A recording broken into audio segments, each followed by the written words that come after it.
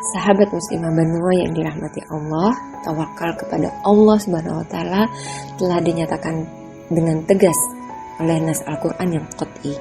Allah Subhanahu wa taala berfirman di dalam Quran surah Ali Imran ayat 159, "Fa idza azamta fatawakkal 'ala Allah. Innallaha yuhibbul mutawakkilin." Dan jika kamu punya azam, maka bertawakallah kepada Allah. Sesungguhnya Allah mencintai orang-orang yang bertawakal. Kemudian di dalam hadis Rasulullah SAW bersabda, akan masuk surga dari kalangan umatku 70.000 kelompok tanpa dihisab. Mereka adalah orang-orang yang tidak pernah mencuri, menjadi peramal, memuji dirinya, dan orang-orang yang bertawakal kepada Tuhannya. Hadis riwayat Bukhari dari Ibnu Abbas.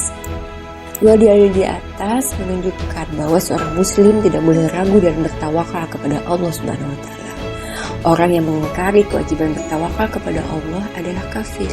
Sedangkan orang yang tidak melakukannya berarti telah melakukan hal yang diharamkan dan berdosa. Masih ada satu masalah yang banyak diperdebatkan oleh kaum muslimin.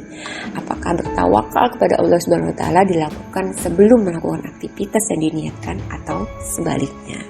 Yang menggunakan hadis ikatlah untamu dan bertawakallah kepada Allah. Membangun sikap mereka yaitu bekerja dahulu baru kemudian bertawakal. Menjernihkan pemahaman yang keliru ini perlu diperjelas bahwa mengenai tema pembahasan hadis tersebut adalah tema pembahasan yang berkaitan dengan kewajiban melakukan hukum sebab akibat, bukan kewajiban bertawakal. Dengan demikian jelas ya bahwa bertawakal kepada Allah Subhanahu wa taala hukumnya wajib dalam setiap perbuatan. Sementara cara melakukannya adalah dengan azam, tawakal dan bekerja. Maksud bekerja di sini adalah melakukan hukum sebab akibat atau kausalitas atau faktor-faktor yang bisa merealisasikan tujuan, cita-cita atau agenda besar yang hendak diwujudkan. Sebab harus dibedakan antara azam dan tawakal itu adalah bagian dari aktivitas yang merupakan wilayah akidah, sementara kewajiban mengusahakan hukum sebab akibat atau faktor-faktor yang menentukan tercapainya tujuan adalah masalah hukum syara. Dengan makna pemikiran atau mafhum tawakal ini, umat Islam akan mempunyai semangat dan kekuatan luar biasa untuk melakukan pekerjaan-pekerjaan besar, terutama untuk mewujudkan cita-cita Islam, meskipun apa yang dicita-citakannya saat ini tidak bisa dilihat di depan matanya.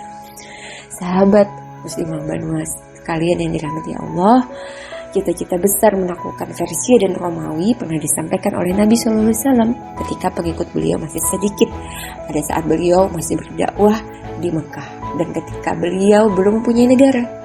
Demikian juga Abu Bakar telah melakukan perdebatan dengan orang-orang Quraisy bahwa suatu ketika kaum muslimin akan mengalahkan mereka.